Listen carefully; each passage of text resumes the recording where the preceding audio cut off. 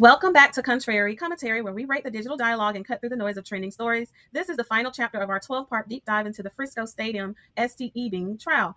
Make sure you're watching parts 1 through 11 to see how we got here. Today in part 12, we address the biggest question hanging over this entire trial.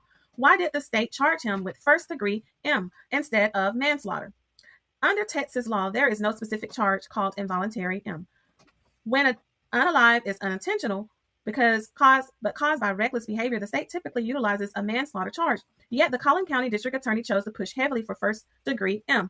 Legally, first degree M does not require days of premeditated planning. The state only needs to prove that at the exact moment of the strike, the defendant intended to cause serious bodily harm and injury and committed an act clearly dangerous to human life.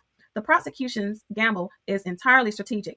By overcharging with first degree M, they aim to block the defense's narrative of a panicked accidental reaction.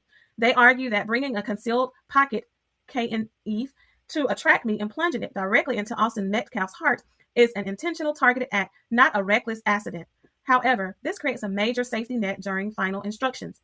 The judge will likely allow the jury to consider lesser included offenses like manslaughter or aggravated assault. If the jury rejects M but refuses a total acquittal, they have a legal middle ground to convict on a lesser charge. The prosecutor's decision to go for maximum possible charge has divided legal analysts and viewers alike. Here is how both sides are reading the strategy.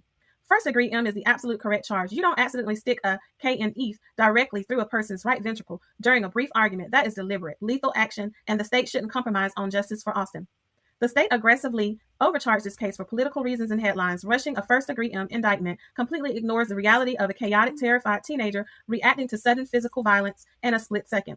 Charging decisions are fundamentally governed by prosecutorial discretion, tactical, and architecture. Legally charging the highest supportable crime maximizes leverage and establishes a rigorous statutory framework. By requesting lesser included instructions at the end of the trial, both parties are structurally accounting for the risk of an all or nothing verdict, giving a conflicting panel alternative avenues to evaluate the intersection of intent and culpability.